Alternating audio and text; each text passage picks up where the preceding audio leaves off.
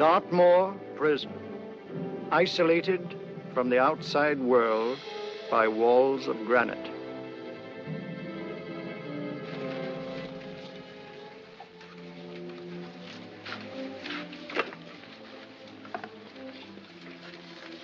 They say you could get out of here by merely telling what you know. You may or may not be another Scotland Yard bloke. But I'll give you the same answer I gave the others. I still have 2 years, 8 months, and 6 days left in which to make musical boxes. That'll be sold at auction for the benefit of this delightful sanctuary. And I intend to serve them.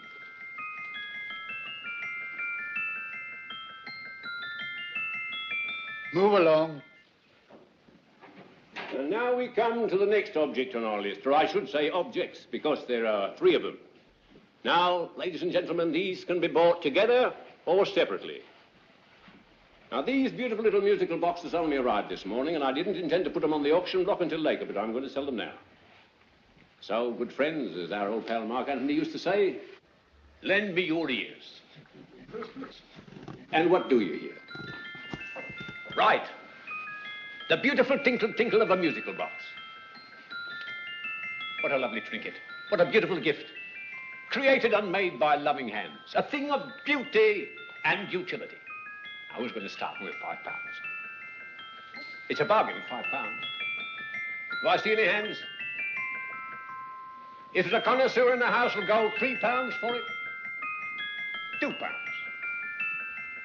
£1. 10 shillings. Thank you, sir. Ladies and gentlemen, 10 shillings is offered for a musical box you couldn't buy anywhere in London for less than £5. It'd be stealing to let it go for 10 shillings. Like taking milk from a baby. All right, we're selling for 10 shillings. 10 shillings, 10 shillings is offered, 10 shillings is offered, 10 shillings is offered. And anybody give me £1? Want to give me £1? Oh, won't someone give me £1? £1, £1 is offered, £1 is offered, ladies and gentlemen, £1 is offered. It's against you, sir. Will you go to £2? We go to £2, sir. £2. £2 is offered. £2 is offered. Going once, twice, third and the last call. Sold to the gentleman for £2. Sorry, my dear. Now, ladies and gentlemen, comes the opportunity to purchase an exact duplicate of the beautiful little musical box just bought by this gentleman for the ridiculous low price of £2. Now, it's exactly the same. Exactly the same. Made with the same hands. You hear that? Isn't that lovely? That tinkle, tinkle, tinkle, tinkle. Sounds like Bow Bells to me, you know, with little angels pulling on the ropes, eh? Who'll give me £2 for it? Who'll start me with £2? Will anybody start me with £2? Oh, come, ladies and gentlemen. You know, from your enthusiasm, we might all be in Scotland instead of London. Please buy it for me, Daddy. £2, certainly not. We all might be in Scotland. Besides, I don't like his manner. £1, 10 shillings.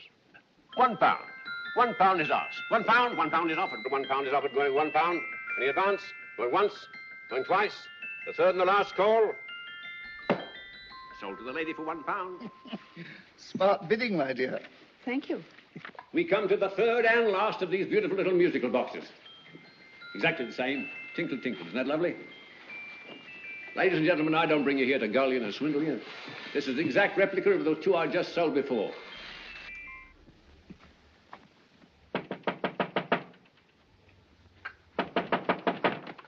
We're closed. But this is extremely important.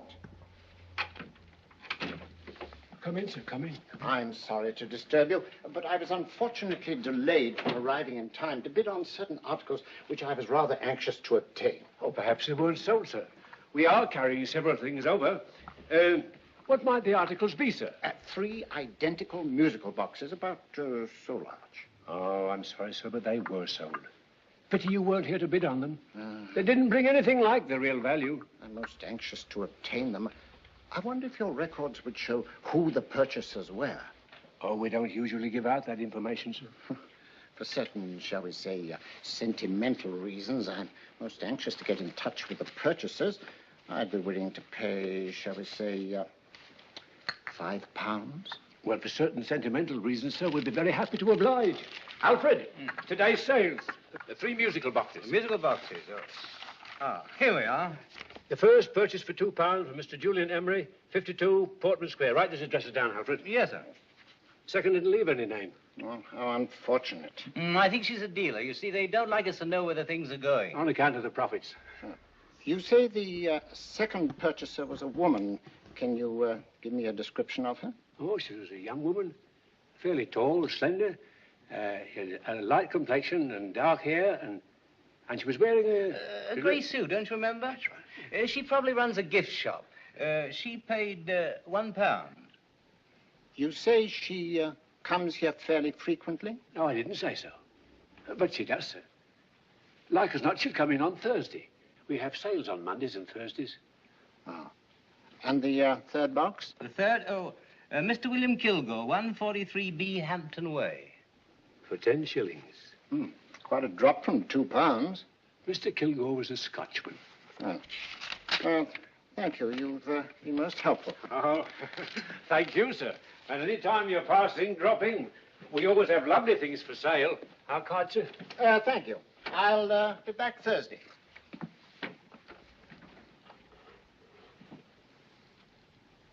The message reached us too late. Musical boxes are being sold. Well, let's get out of here.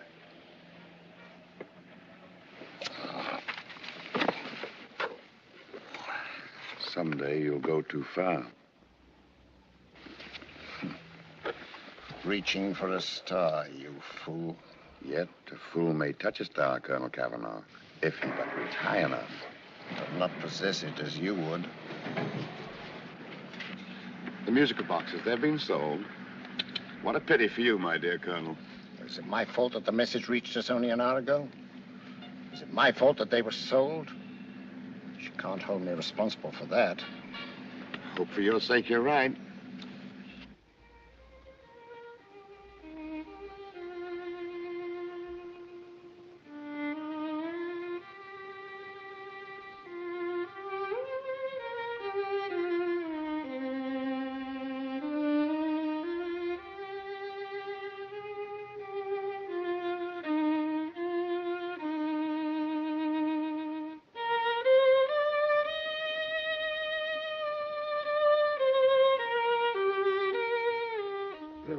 Upon you tonight at 7:45, a gentleman who desires to consult you upon a matter of the very deepest moment. Do you remember that letter, Holmes? It was written over 2 years ago. An interesting case, devilishly interesting. Irene Adler. What a striking-looking woman from the brief glance I had of her. Seems only yesterday. What charm. What poise, and what a mind. Sharp enough and brilliant enough to outwit the great Sherlock Holmes himself. I take it the new issue of the Strand magazine is out, containing another of your slightly lurid tales. It is indeed. And what do you call this one? I call it A Scandal in Bohemia. Not a bad title, eh? If you must record my exploits, I do wish you'd put less emphasis on the melodramatic and more on the intellectual issues involved. More on the What do you mean by that? Well, I do hope you've given the woman a soul. She had one, you know. By the woman, I suppose you mean Irene Adler. Yes. I shall always remember her as the woman.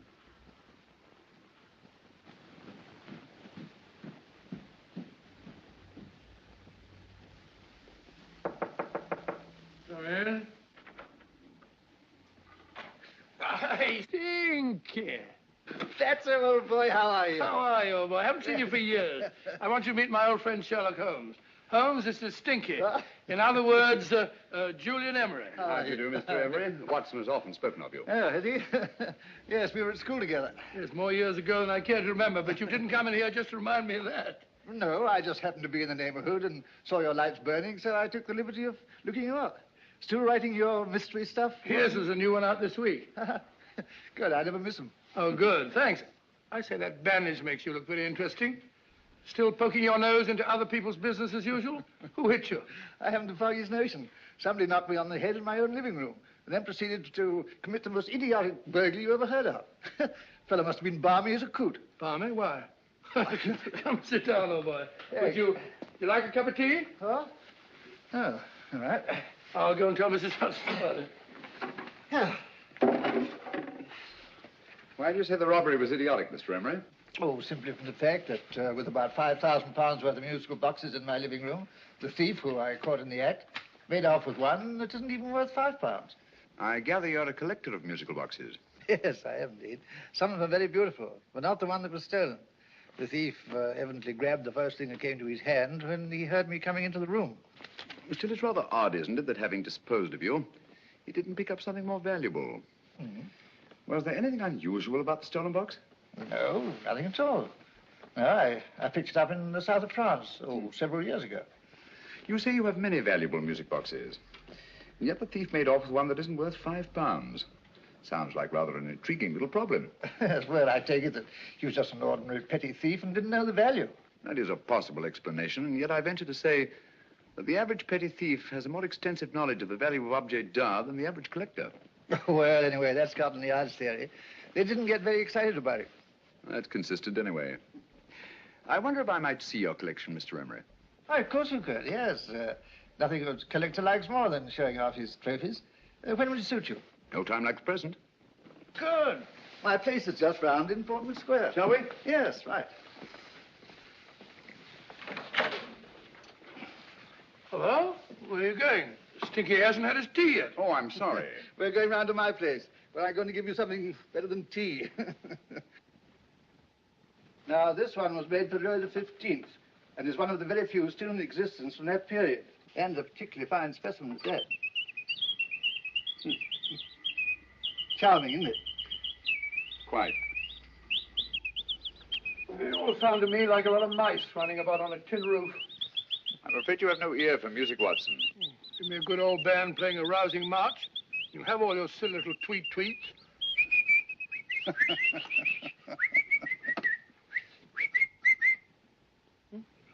Another one. This is me.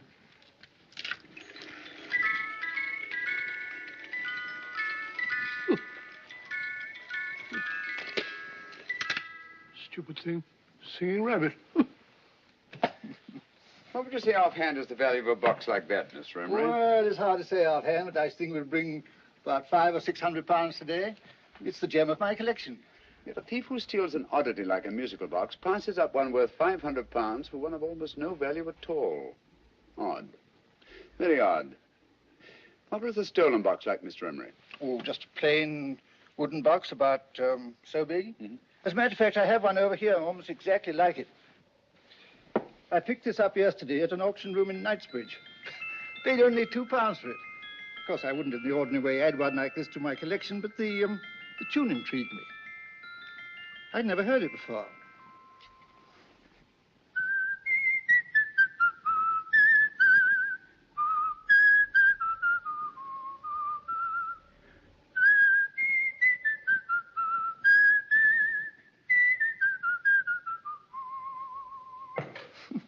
You have a remarkable ear for music, Holmes. Rather an unusual melody. Sit down, will you? Thanks. You say you bought that box at an auction sale yesterday? Yes, the Gaylord auction rooms in Knightsbridge. Mm-hmm. Run by old, what's his name? Crabtree. That's the man. At what time was the robbery committed? Oh, about 3 o'clock this morning. You know, Mr. Emery, that box and the robbery might well be cause and effect, especially since you say that the stolen box outwardly resembles this one a great deal. And Scotland Yard were not particularly interested, eh? Oh, yes, but I wouldn't blame them for that, especially as I told them I was quite unable to describe the thief, except, of course, for the fact that it was definitely a man. All you remember is that you came in here and someone struck you on the head. Yes, and the next thing I knew, my man was trying to revive me. It might be wise for you to put that box away somewhere and lock it up. Oh, I don't think that's necessary. Besides, everything's insured. Well, at least if any further attempts at robbery are made, I'd suggest that you call the police, rather than running into any personal danger. Oh, come, Holmes, aren't you being a bit of an alarmist? Possibly. Well, I must agree with old Stinky. Seems to me you are making rather a mountain out of a moleskin. Molehill is the word, old boy, and it's time you were in bed. Thanks so much for letting us see your place. Well, it's been glad meeting you. Holmes, I can't understand why you were so mysterious. Seems to me the petty thief explanation was the only sensible one. Really? Yes, I can't see how you can believe it was anything else. I didn't say I believed it to be anything else. The petty thief theory is the obvious one, I grant you. However, it's often a mistake to accept something as true merely because it's obvious. The truth is only arrived at by the painstaking process of eliminating the untrue. We are not able to do that in this case without further data. Rubbish, you're pulling my leg. You're trying to turn a tuppenny halfpenny robbery into an international plot. No, I'm not. I just hope that your friend Stinky is a little more cautious in the future. Just in case.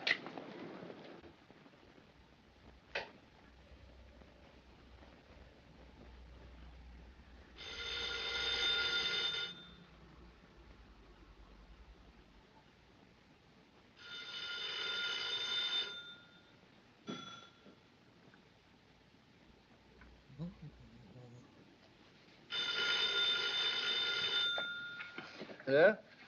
Yeah? Julian Emery here. Who? Why, of course I remember you, Mrs. Courtney. Yes, you're the one bright spot at that appallingly dull affair of Lady Sanford's. Huh? Of course it isn't too late to come around. Yes, I shall be delighted to give you a drink. I tell you what, come straight up and I'll leave the door unlatched. Right, well, 15 minutes? Good. I shall be counting each moment. No, I mean that, really. Right, goodbye.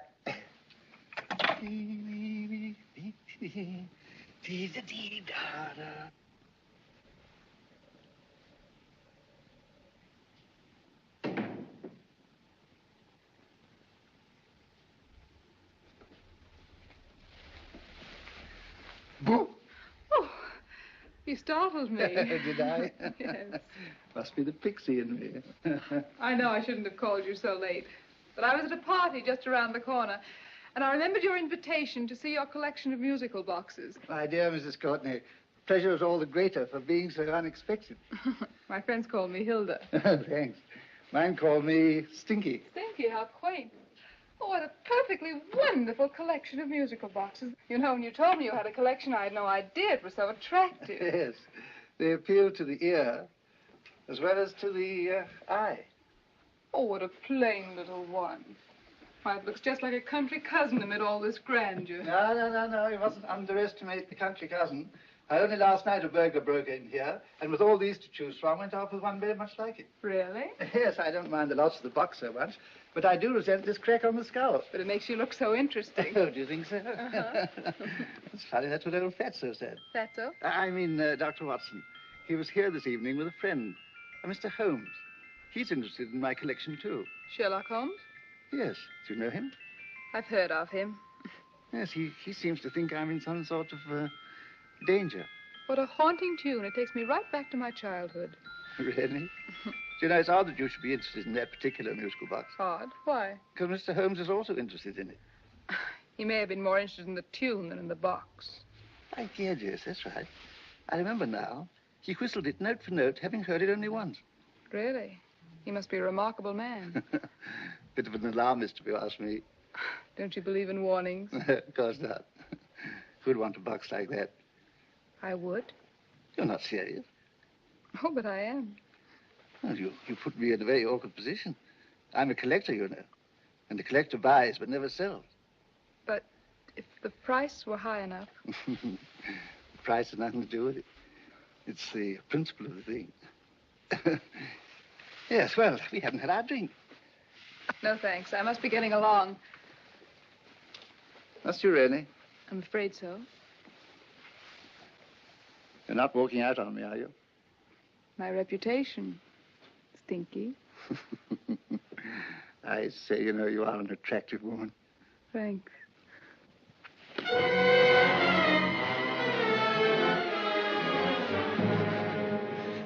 You fool. I told you to wait outside. What did you have to kill him for? All I had to do was walk out with this. He held you in his arms. Don't touch him. Don't touch anything. Now get out. I'm sorry. You're sorry. What about me? This is murder. What about Scotland Yard? What about Sherlock Holmes? Now get out!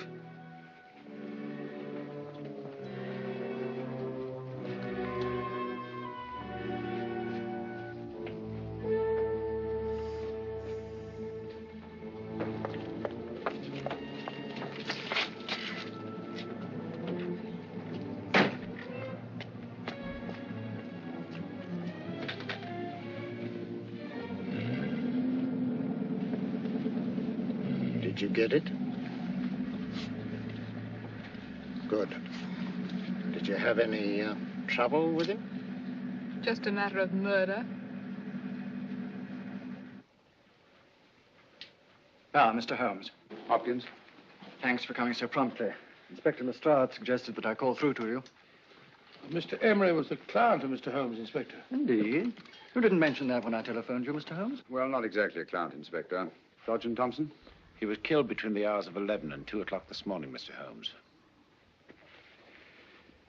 Must have been someone he knew, someone of whom he had no suspicion. Poor old Stinky.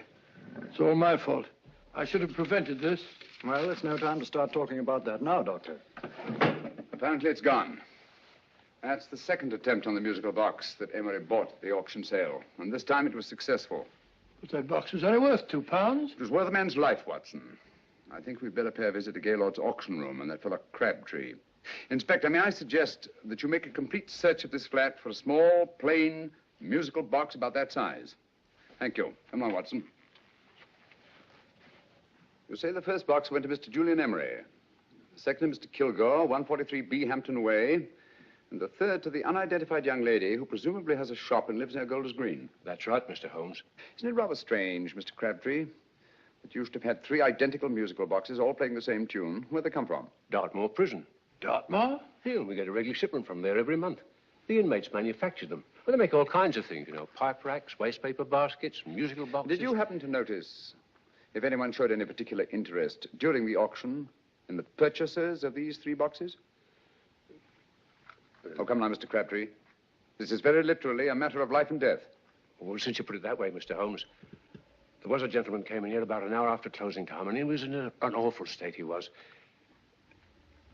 He gave me £5 to tell him where the boxes had gone to. He said they had a sentimental value for him, sir. Expensive sentiment. Can you describe him? He was tall, distinguished looking, and he had grey hair and a moustache. He was quite a gentleman, sir. What was his reaction when you were unable to supply him with the address of the young lady who owned the shop? I told him the young lady usually come back on Thursday. He said he'd come back on Thursday. Now, that's tomorrow. Thank you, Mr. Crabtree. You've been very helpful. Thank you. Come along, Watson. Where are we going now, Holmes? To the home of Mr. Kilgore, the man who bought the 3rd box.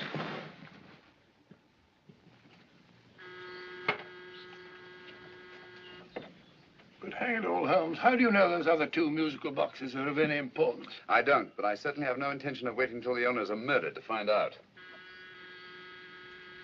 No one at home. I hope that's the explanation. I'll have a look through this window.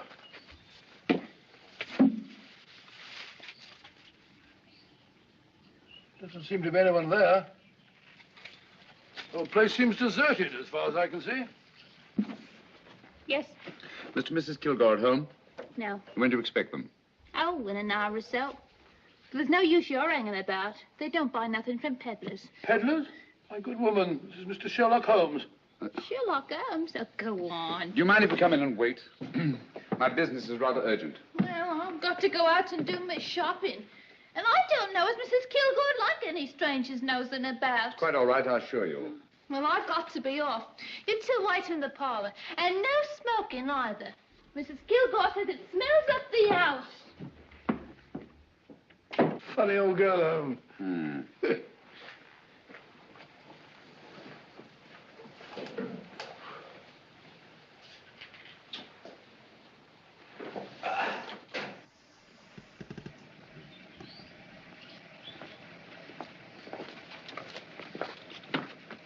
Park Lane. Park Lane?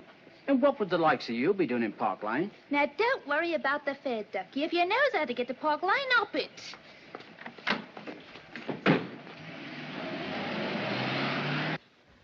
You know, Holmes, I've been thinking. There must have been something hidden in that box of old Stinky's. Stolen jewelry, possibly. What's up, Holmes? Listen. What's just the steam in the water pipes?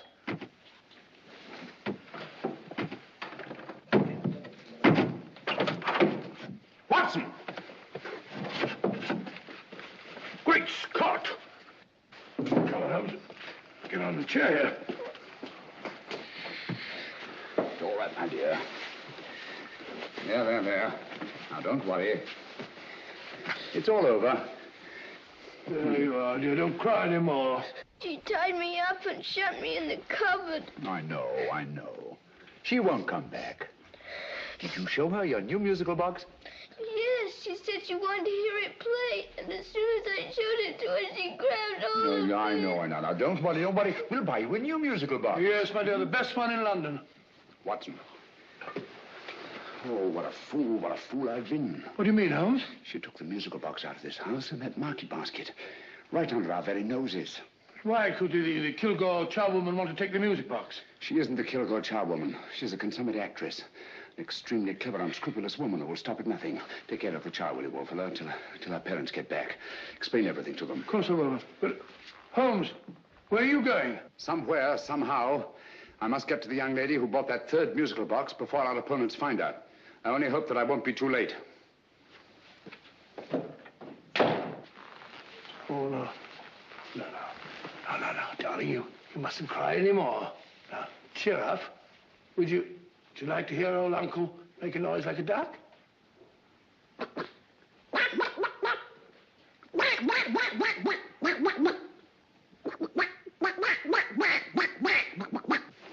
Oh, sorry.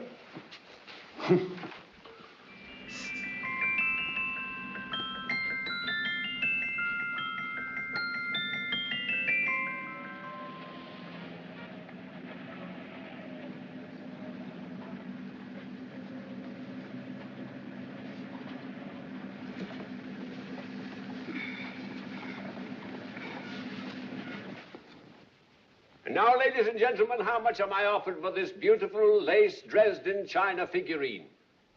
A lady of the French court. Now, this is the genuine article. What a beautiful ornament for your mantelpiece. Or you could use it as a centerpiece on the dining room table. Now, will somebody start me for £10? Will somebody start me for £10? £8? £7? All right, £5 is offered, £5 is offered, £5 is offered, £5.10, £5.15, £5.15. £6 is offered, £6, going once, going twice. The third and the last call, have you all done? Sold to the lady from Twickenham for £6. Next, we have a real museum piece, ladies and gentlemen. A fine 19th century doll. The costume and exact replica of the holiday clothes worn by the Hungarian peasant women. Now, ladies and gentlemen, an article like this would cost you from £15 to £20 in a West End shop. I'm not going to ask you for anything like that. Who'll give me £2 for it? £2. Anybody offer me £2? £2 for the Hungarian? £2? £1. What? Anybody give me £1? Anybody offer me £1 for the doll? £1 is offered, ladies and gentlemen. £1 is offered. Now, I'm not going to waste your valuable time or mine in trying to get one half of what this beautiful doll is worth. If the young lady can steal it for £1, that's her good fortune. So it's going once, it's going twice, the third and last call. Any more? Sold to the young lady for £1. And now, ladies and gentlemen, may I draw your attention to something which may be a great surprise to you, worthy of any collection. The only other one like it is in the British Museum. It's a Ming vase of the 7th dynasty. This vase lay in a large collection somewhere outside Rome for over 2 centuries, I understand. It was discovered there by the noted antiquarian, Sir Andrew Coppleston. Now, some of you may remember Sir Andrew Coppleston. Besides being a noted traveler and antiquarian, he's also a gentleman rider.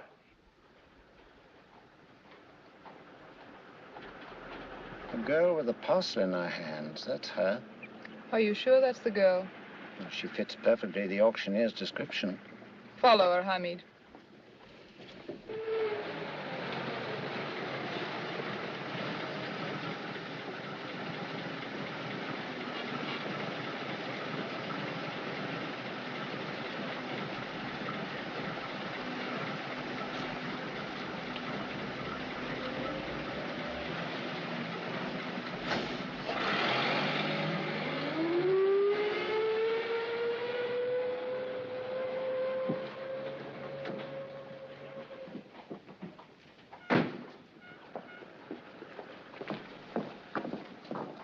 It's lovely, dear. And only £1. We can get at least 3 for it. Easily. I'll go make some tea. I could do with a cup. Right.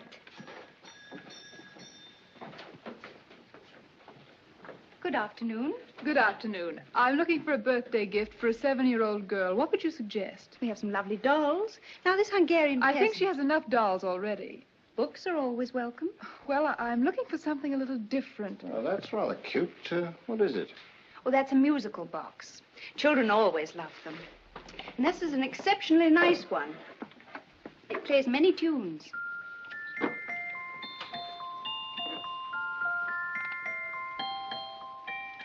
Have you any others? Yes. If you'll just step this way. I have only 2 left.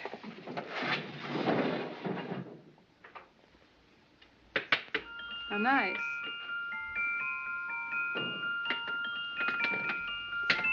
Are you sure this is all you have? I'm sorry. They're rather hard to find, you know. That's our entire allotment. I did have one other, but I sold it earlier this afternoon. But it was only a plain wooden one. It wouldn't have been a very nice gift for a child. Really? Do you happen to know who the purchaser was? Why, yes. He left his card, just in case anyone should inquire for him.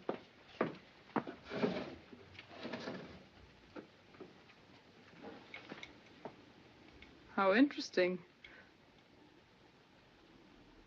I'm sorry, but I'm afraid I'll have to look a bit further. Thank you anyway. Good afternoon. Thank you.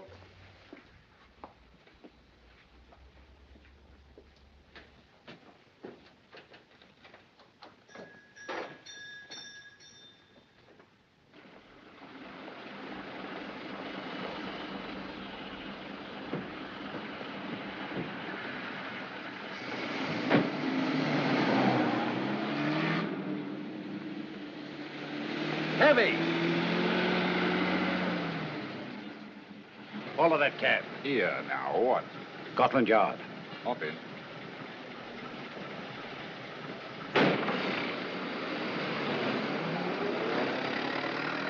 Sherlock Holmes. I might have known. We thought we were the hunters, instead of which we're the hunted. We've been fools. We played right into his hands. Of course. He's had us followed. Don't look. The man in front of the toy shop. Hamid, turn sharp right at the next corner and again at the next.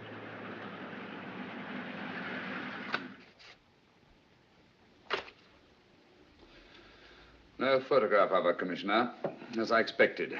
She's not a known criminal. But how do you expect to know if you do find her? After all, she was disguised as a charwoman. Don't worry, old fellow. If I ever see her again, I'll recognize her.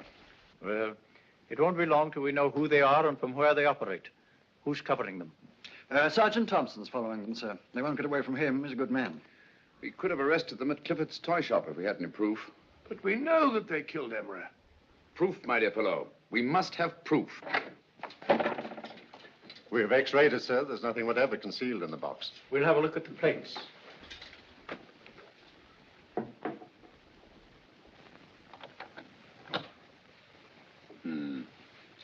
There must be some clue. And it's probably so obvious that we've all overlooked it. Seems to me we're up against a bunch of lunatics. Not lunatics, my dear fellow. Extremely astute, cold-blooded murderers. What can these little musical boxes have in them that's so important? Don't forget they were made in Dartmoor prison. You can smuggle stuff into prison, but not out. Do you want us to break the box apart, sir, to see if there's anything the X-ray hasn't caught? No, not yet. Do you mind if I take it? Certainly. Thanks.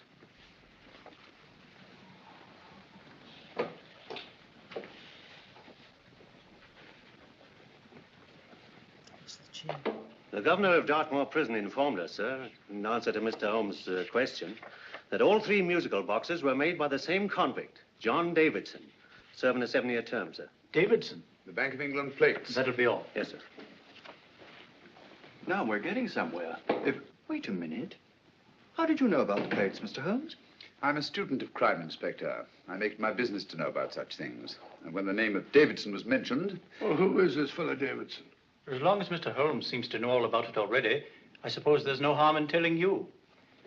2 years ago in London, there occurred a robbery of such tremendous importance, although the stolen articles themselves have no intrinsic value whatsoever, that the Home Secretary was instrumental in seeing that not a word of it appeared in any newspaper. But you never told me anything about this, Holmes. You were away at the time. Articles of no intrinsic value and yet of such importance? I don't understand. Davidson was apprehended within 15 minutes of committing the theft. But by that time, he'd hidden the articles in question and they've yet to be found. Before going further, Dr. Watson, I must inform you that this matter's not to be mentioned outside of this room. Of course not. Do I look like a man who'd gossip? Let's not go into that now, old fellow, shall we? Davidson had been employed for years in a position of extreme trust by the engravings department of the Bank of England. The articles he stole were nothing less than a complete duplicate set of plates for printing £5 notes. What? The Bank of England's own plates? Precisely. And with those plates, a gang of crooks could flood England with £5 notes, not forged in the usual sense of the word, but notes undetectable from genuine Bank of England notes in any way whatsoever. Good heavens. Any whisper at all might have resulted in enormous damage in shaking public confidence in the Treasury. We tried everything after we arrested Davidson. Offered him a shorter sentence if he'd tell us where he'd hidden the plates. Why, we even put in Scotland Yard men with him as cellmates, but no results. Obviously, Davidson is a man of strong character and infinite patience. Yet suddenly he feels impelled to smuggle out the secret of the hiding place of the plates to his confederates. Why? I don't understand, Mr. Holmes. Well, for example, has the Bank of England made any plans to radically change the design of the £5 note so that in, say, 7 years from now, notes made from the stolen plates would be worthless? Confidentially, Mr. Holmes, such a move was discussed. But replacing all the £5 notes in circulation would be such a Herculean task that nothing's been done about it as yet. I see. Of course, there is another possible explanation. Davidson didn't have much time to find a hiding place before he was captured. He may be afraid that the plates will be accidentally discovered before he's released. Hence his anxiety to communicate their whereabouts to his confederates as soon as possible. I believe you've hit it, Mr. Holmes. I'm sure that the message is contained in this musical box. Or rather, in all 3 musical boxes, since possession of all 3 seems to be essential. Our opponents have 2/3 of the puzzle, we have 1/3. Well, what are you going to do, Holmes? Try to deduce the message from the 1/3 that we have.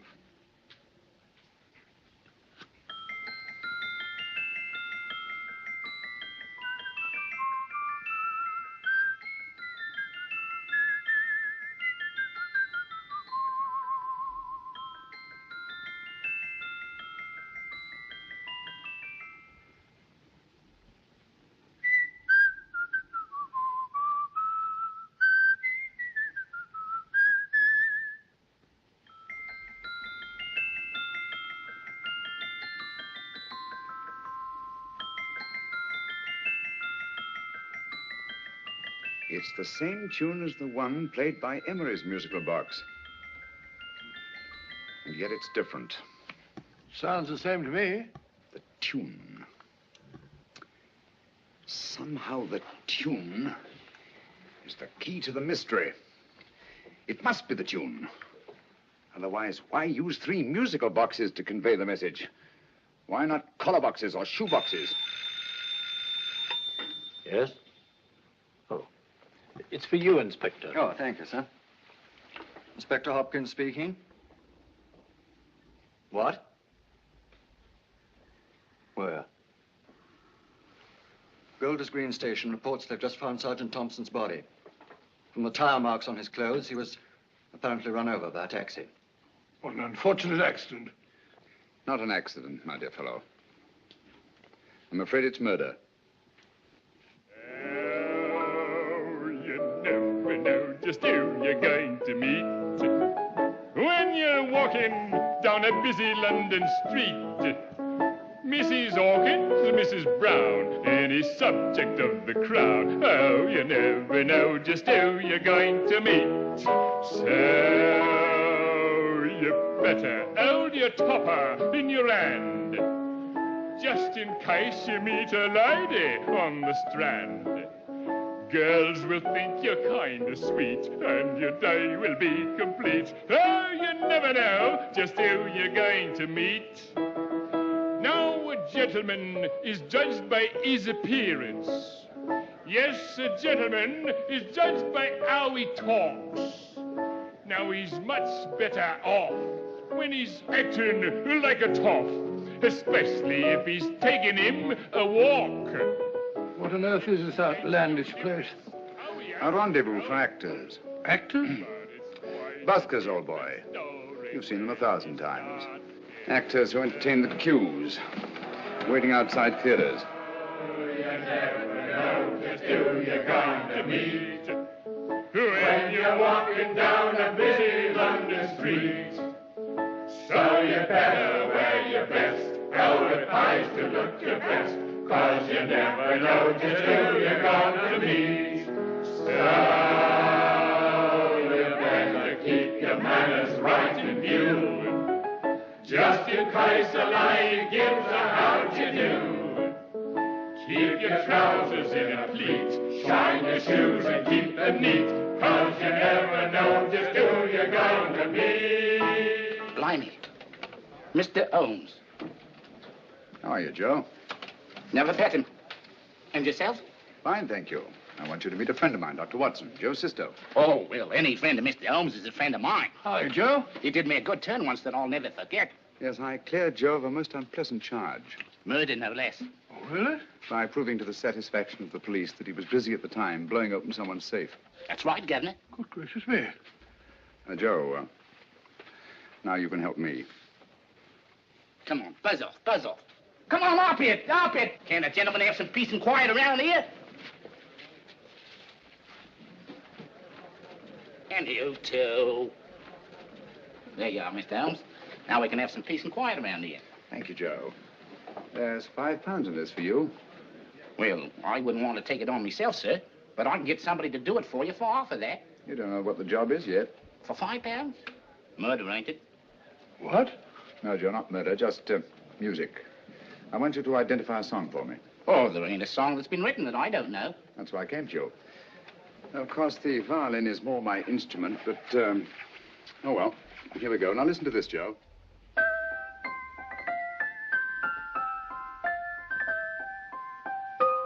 Wait a minute. You're playing that wrong. That should be E natural, not E flat. You know the song? Oh, yes. It's an old Australian song called, The Swag Man. But you're playing it all wrong. That's what I hoped you'd say. Now, listen again, Joe.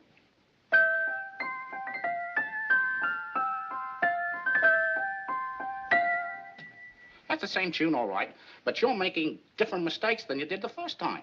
No, not mistakes, Joe. Call them variations. Here, play the song for me, will you, the way it's written.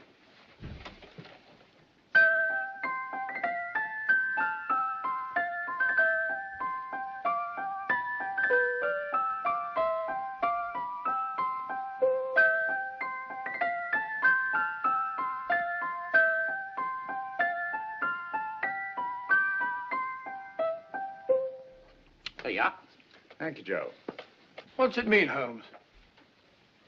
Are you onto something? Perhaps. I don't know yet. It's probably a code of some sort. Joe, could you write the song down for me, the way it was originally written? Oh, sure, Mr. Holmes. But it'll take a few minutes. Here, Mabel. Pale ale. Come on, up to it. Along with it.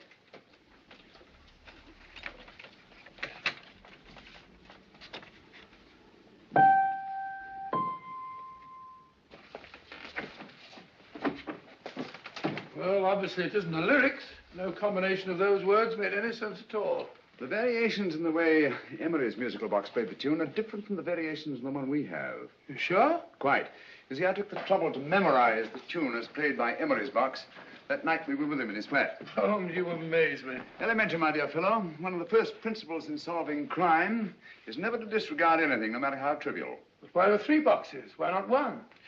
Because the message was obviously too long to be conveyed by any one variation. Then there's the 3rd box, the one that woman took from the Kilgores. That contains yet another set of variations. Yes, well, it's all beyond me. Well, all we have to do now is to find the secret of the variations. Not a very easy problem to solve, my dear fellow.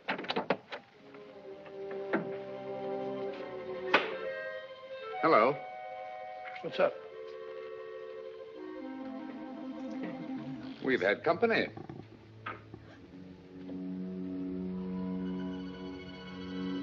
I say, this is outrageous. Ask Mrs. Hudson to come in here, will you? Right.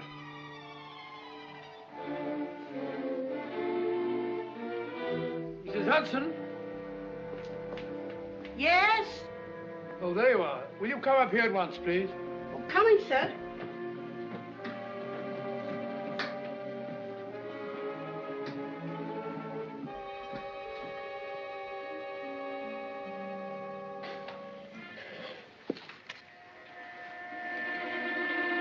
Mercy me, Mr. Holmes. What has happened? Who called while we were out, Mrs. Hudson? Just a young lady. The one who said you wanted her to wait for you. And a nice-looking old gentleman with Our her. friends again, Watson. Friends? What did the young lady look like? Oh, I couldn't see her face. She had a heavy black veil on. But she had such a nice way with her. Oh, I'm sorry, Mr. Holmes, if I've done anything wrong.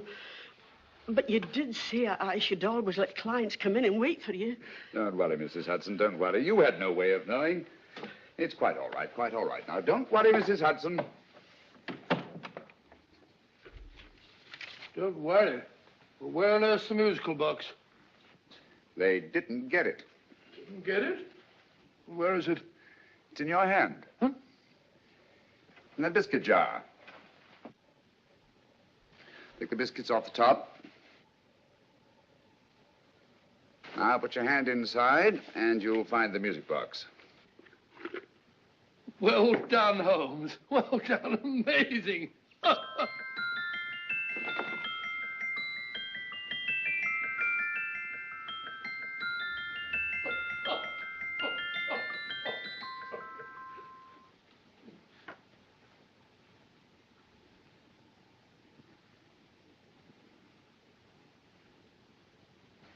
Phew. Nice fresh smell. Like a pub after closing time.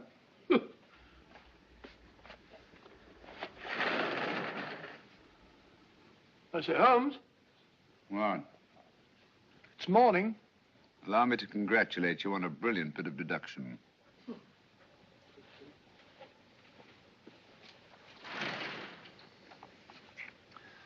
It's not a transposition, not a polygraph transposition, not a trigraph, nor any known form of decoding. How about the Morse code? Have you tried that? Yes, at about 3 o'clock this morning. I'm sorry, old man. I was only trying to help.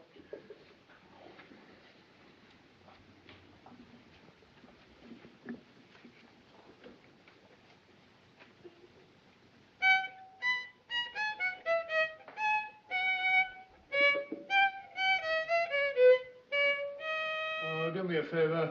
Not again. Must have heard that thing 1,000 times. Kept me awake all night.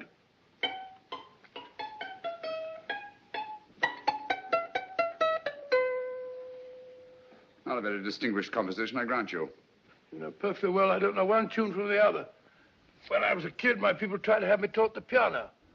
I've always felt sorry for that old teacher of mine. The poor old girl finally reached the point of numbering the keys for me. 1, 2, 3, 4. Even then, I never progressed beyond... Numbering the keys, Watson.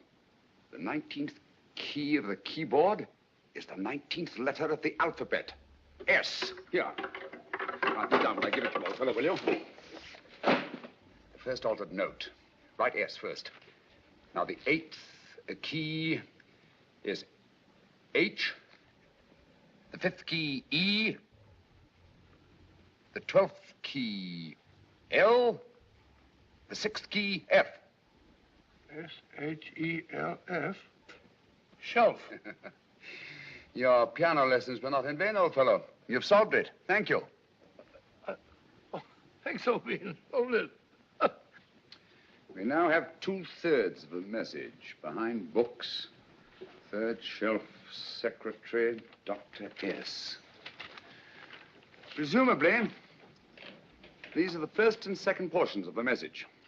And this gang has the first and third parts of it. Precisely. Then it's a stalemate? Yes, Commissioner, but we can't leave it like that. There's no doubt in my mind that they'll try to secure our third of the message that's missing. Well, I assume you've taken every precaution to guard the Clifford music box. Oh, yes, it's carefully hidden at Baker Street with Dr. Watson on guard. However, I'm reasonably certain that, difficult as it may be, we can find the plates even without the missing part of the message. Behind books, third shelf, secretary, Dr. S. Well, outside of the fact that Davidson hid the Bank of England plate somewhere in London, Mr. Holmes, I don't see that we've progressed at all. Allow me to point out to you, sir, the key words Dr. S. It looks as if the plates were hidden in the house of the doctor.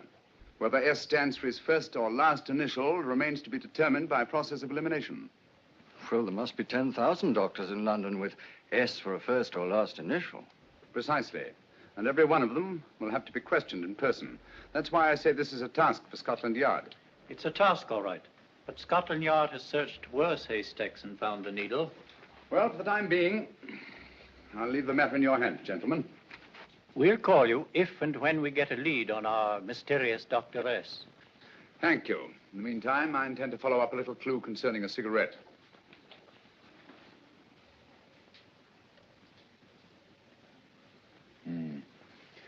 You're certain of the identification of the tobacco? Absolutely. I have made up this special blend for only 3 customers. It is almost pure Egyptian, with admixture of latakia for added body, and a pinch of perique. Merely a whisper, as one might say, for elusive fragrance. Yes, yes. And the 3 customers? Major Wilson in Bombay, India. Mrs. Catherine Leamington Smith in Ireland. Yes, and the 3rd? Mrs. Hilda Courtney of Park Mansions, Bryanston Square. Thank you. Thank you very much. You've been most helpful. It is a pleasure to have been of service, Mr. Holmes.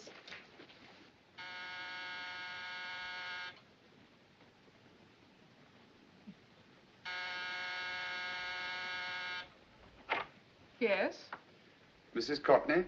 Yes. My name is Sherlock Holmes. Oh, do come in. Thank you. I've heard of you, of course, Mr. Holmes. I believe we have a mutual friend in Sir Edward Brookdale. He's spoken to me of you quite often. Indeed. And to what good fortune am I indebted for this visit? I think you know Mrs. Courtney. Well, I did get a summons for speeding last week. But outside of that, I don't think I'm of any interest to the police. Oh, come now, Mrs. Courtney. You seem to forget that you and I have met before. I'm sorry. I'm sure I would have remembered meeting the great Sherlock Holmes. Please sit down. Thank you. You say we met before. Yes. At the home of Mr. and Mrs. Kilgore, 143B Hampton Road. Kilgore? I don't think I know anyone of that name. Well, I didn't say you knew them. As a matter of fact, you called on them when they were out. I don't understand, Mr. Holmes. Really? And you were dressed rather differently. Indeed. Cigarette? Thank you.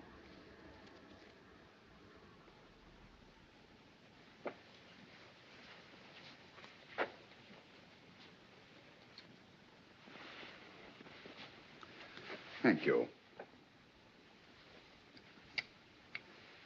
You know, Mrs. Courtney, people generally forget, in assuming a disguise, that the shape of the ear is an almost infallible means of recognition and identification to the trained eye. Evidently, you've mistaken me for someone else. Oh, no, not at all. Though naturally, I expected your denial. But when you paid your visit to my rooms at Baker Street, you carelessly left behind another identification. They're, identical, aren't they? Yes, I must admit they are. You see, Mr. Holmes, to catch one as clever as you, I had to use a very special lure.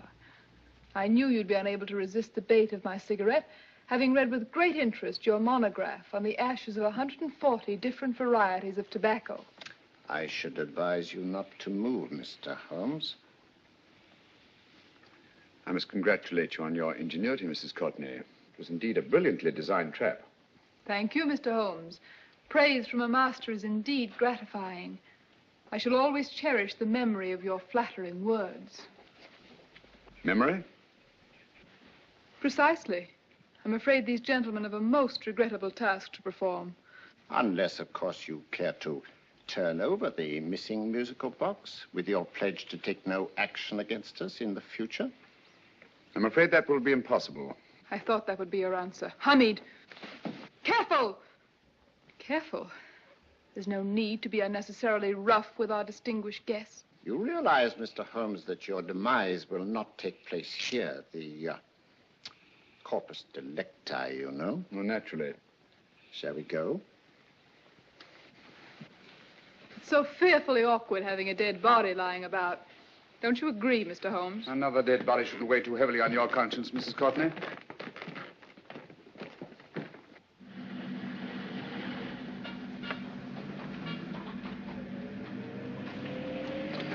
You mind if I have a cigarette?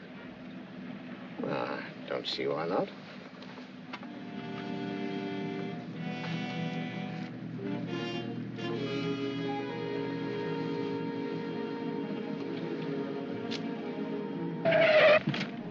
Be careful, Hamid. It's the brakes, they bind. Thank you, Colonel Kavanagh. It's very considerate of you.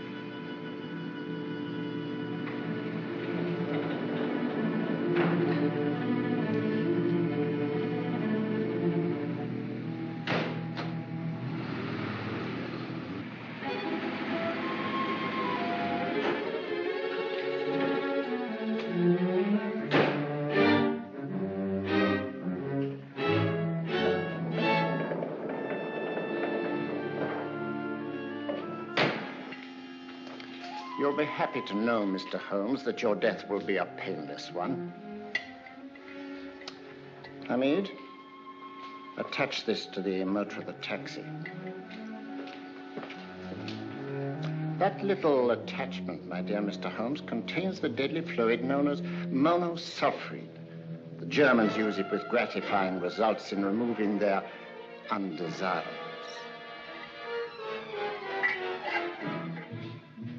Start the motor.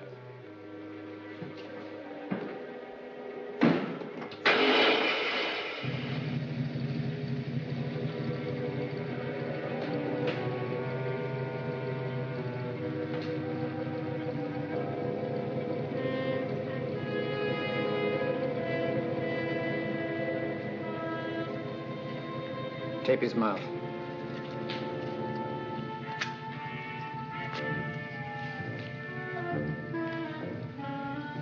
Now, up with him, Hamid.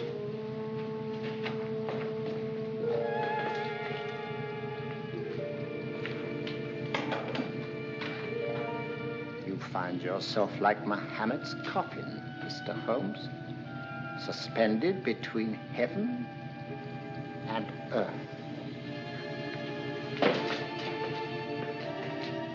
Plenty of fuel in the tank? Good. It would be too bad to have anything go wrong through so simple an oversight.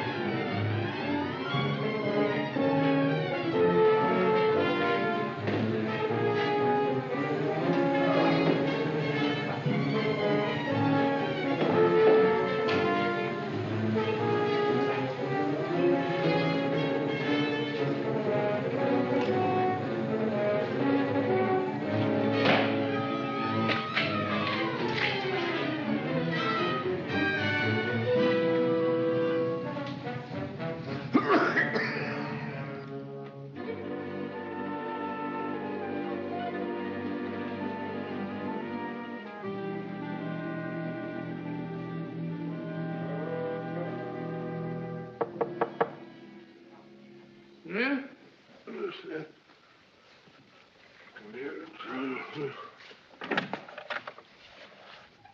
Good afternoon. Mr. Sherlock Holmes? No, I'm Dr. Watson. Oh, of course, Dr. Watson. How stupid of me. Oh, so this is stupid of me.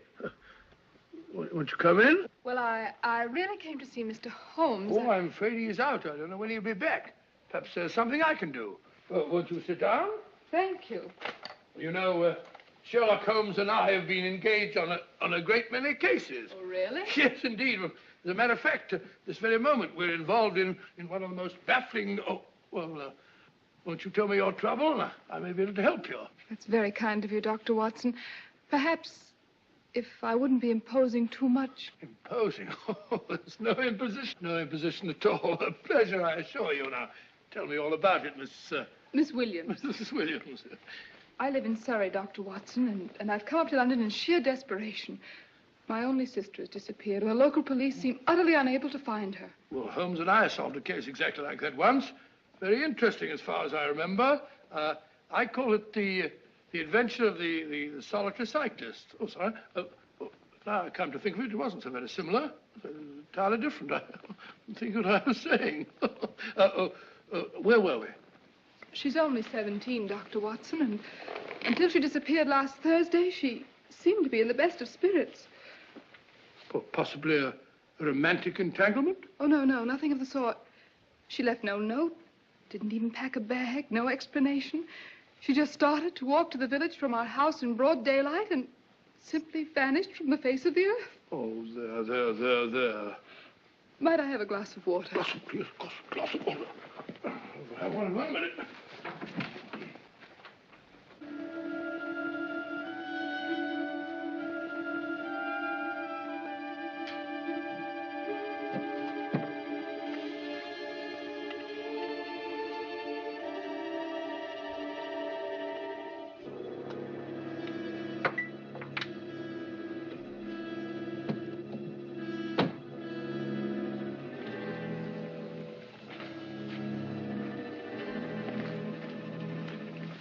There you are, my dear. Thank you, Dr. Watson. No, you're not to cry anymore. You must pull yourself together. I feel much better already knowing that you're going to help me. Oh, Dr. Watson, look! Good heavens!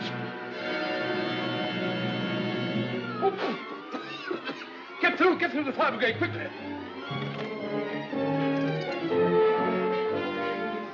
Haven't you a fire extinguisher? By George, we have in the kitchen here.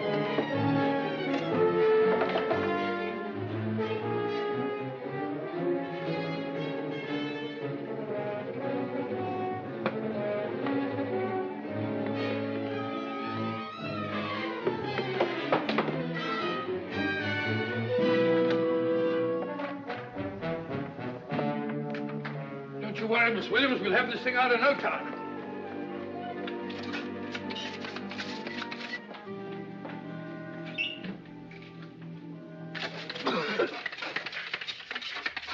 That's got it. Get some air. Well, you see, there was no need for the fire brigade after all. I hope you weren't too frightened, Miss Williams. Oh, gone. That's the trouble with women. They always lose their heads in an emergency. Well...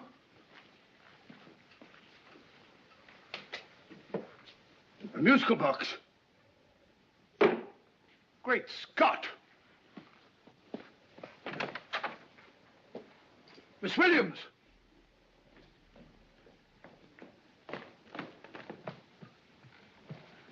Well?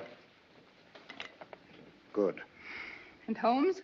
By now, Mr. Holmes has no doubt exchanged his violin for a harp. Always assuming that heaven is his destination. And now that we have the missing musical box.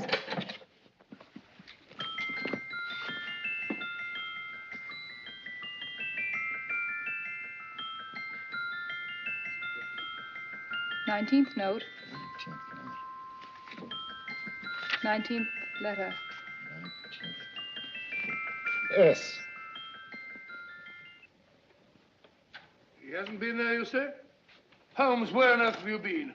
I've been trying to get you at the club, at Scotland Yard, all over London. You were looking for me in the wrong places. Holmes, terrible things happened. I've been duped. That woman, she made a complete fool of me. Well, what do you mean? Well, she came here, let off a smoke bomb. I thought the whole place was on fire, and my first thought was to save the musical box. No need to say any more. She has the box. Yes. Don't blame yourself too much, old fellow. She's an extremely clever antagonist. Smoke bomb, you said? Well, you can console yourself with the thought that your charming friend is at least a reader of yours. What do you mean? If I remember correctly, you wrote about my little experiment with smoke and the cry of fire in a story you entitled A Scandal in Bohemia, which has just appeared in the Strand magazine. All right, old boy. Don't rub it in. Well, it may cheer you up to know that you made a fool of me, too. That cigarette stub was planted here for one express purpose. You're going to bandaging around this place. Bandaging? What's the matter, Holmes? You hurt? Explanations will have to wait until later. At the moment, we're faced with a problem which I fear is insurmountable. Come over here, old boy, will you? Right. Our opponents are in possession of all three parts of the code. And here are we, while the Bank of England plates pass into their possession. Cheer up, old fellow, cheer up. As Dr. Samuel Johnson once said, there's no problem the mind of man can set that the mind of man cannot solve. What's that, old fellow? I was just quoting Dr. Samuel Johnson. He said there is Thank you, Watson. Thank you.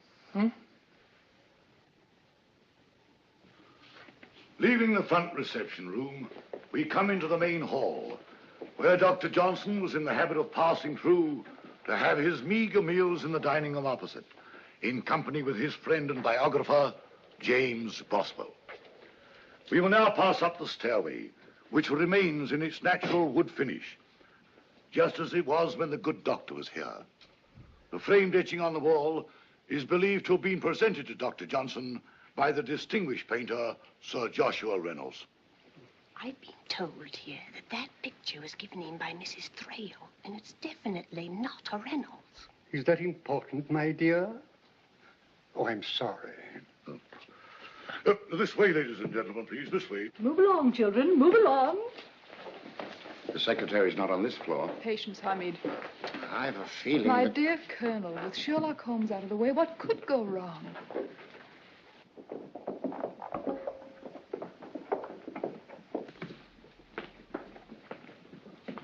And here we have the Garrett Library, in which Dr. Johnson wrote his famous dictionary, and in which you will see also many of the great man's books and other items of interest. Step forward, ladies and gentlemen, please, step forward. Standing in the corner is the secretary, which contains many of the original works by the literary genius. On this table, Dr. Johnson's cat, Hodge, used to sleep while his master worked. A strange thing about this cat, ladies and gentlemen, was its love of oysters. They do say that the dear doctor often went hungry to find the cat that delicacy. What a pity. Now we will visit the grey room, which is immediately below us, in which you will see the very bed in which Dr. Johnson died. What did he die of? Gout. Just gout. This way, ladies and gentlemen. Mind the steps, please.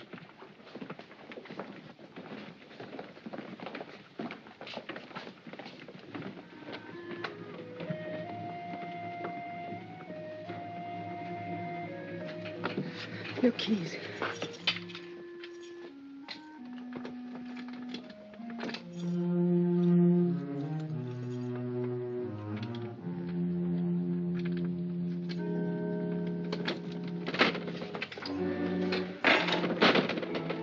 Third shelf up.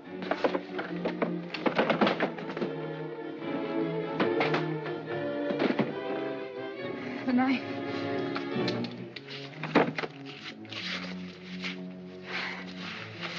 Gentlemen, the Bank of England plates. Well, Mrs. Courtney, so we meet again. No, I shouldn't do that if I were you, Colonel Cavanaugh. I must congratulate you, Mr. Holmes. You're far more clever than I thought. Thank you, Mrs. Courtney. Praise from you is indeed gratifying. I shall always cherish the memory of your flattering words. Memory? Oh, thank you. And now I have a most regrettable task to perform.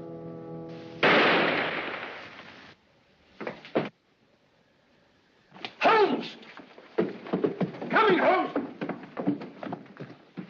Holmes, you all right? Perfectly, thank you, old fellow, but I think this gentleman on the floor requires some medical attention. We must see that he looks his best, you know, when he's hanged. Take them in charge.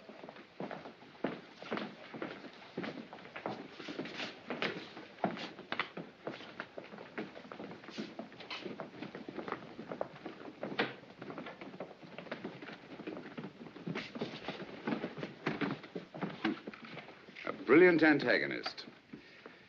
It's a pity her talents were so misdirected. Will you see that these plates are returned to the Bank of England, Inspector? I still don't understand how you solved it, Mr. Holmes. It's entirely due to Dr. Watson. He gave me the clue when he mentioned Dr. Samuel Johnson. Well, congratulations, Doctor. Oh, thank you, Inspector. I don't think I'd have done it entirely without Mr. Holmes's help, you know.